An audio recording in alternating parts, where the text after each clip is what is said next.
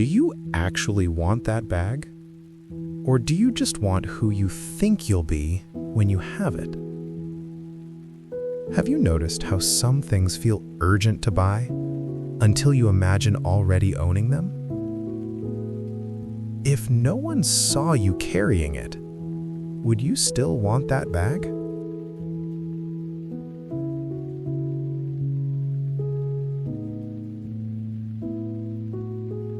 You don't need another bag.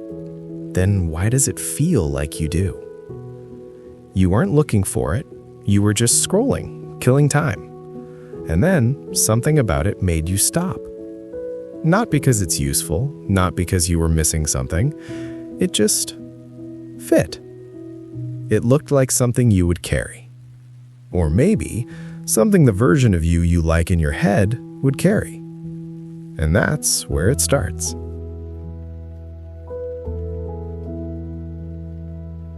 You're not thinking about the bag anymore.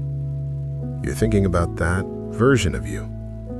How she looks, how put together she is, how effortless everything seems around her.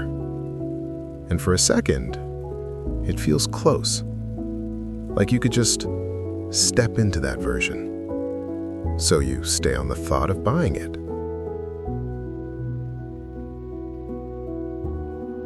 You zoom in, you check the price, you do that quick calculation. It's not that bad. You tell yourself you'll use it, that it's a practical purchase. It goes with everything. And it's not even a lie, you probably will use it. But that's not the point.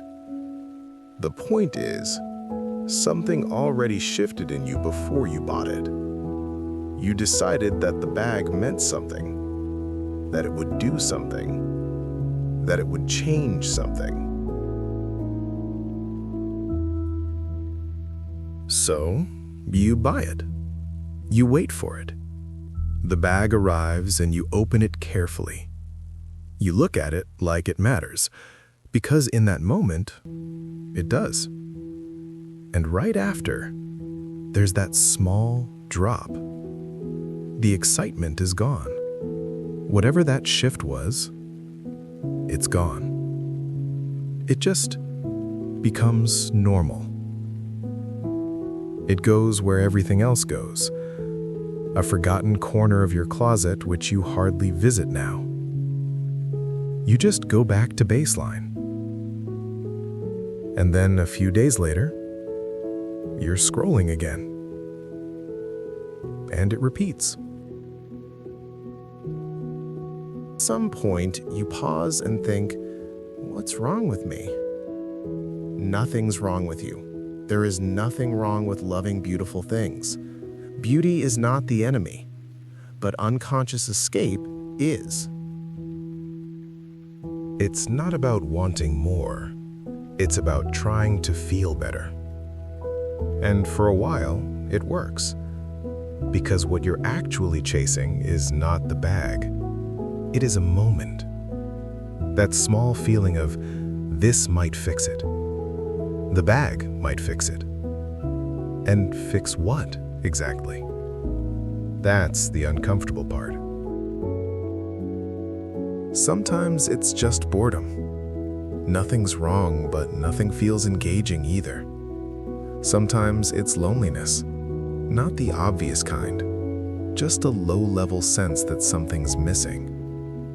And sometimes it's comparison. You see someone who seems more sorted, more certain, more enough. And presently, you don't feel like that. So you reach for something that looks like it belongs in that life, the version you dream, the version you chase. And buying the bag feels like movement, like progress, like you're doing something about it. But in reality, you're not. You're just redirecting it. Because none of that gets solved by a bag. Not stability, not clarity, not the feeling that you're where you're supposed to be. But in that brief moment when you see the bag, it's convincing enough. And that's why it keeps working. Not because you're careless, because it almost makes sense. And once you see that, the whole thing looks different. Not wrong, just obvious. You can still buy it. There's nothing morally wrong about wanting nice things. But now you know what you're doing when you want it. You're not just choosing a bag, you're responding to something. And most of the time, that something has nothing to do with what's in your cart. So the next time it feels urgent, just pause. Not to stop yourself, but just to be clear for a second. Is it the bag? Or is it that brief feeling that something in your life is about to click into place? Because those are not the same things.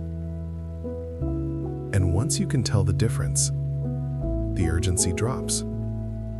Not completely, but enough. And sometimes, that's all you need. If you still want it, buy it with peace. But don't let objects carry emotions they were never meant to hold. If you're starting to notice your default loops, there's more on the channel. Subscribe to stay with it.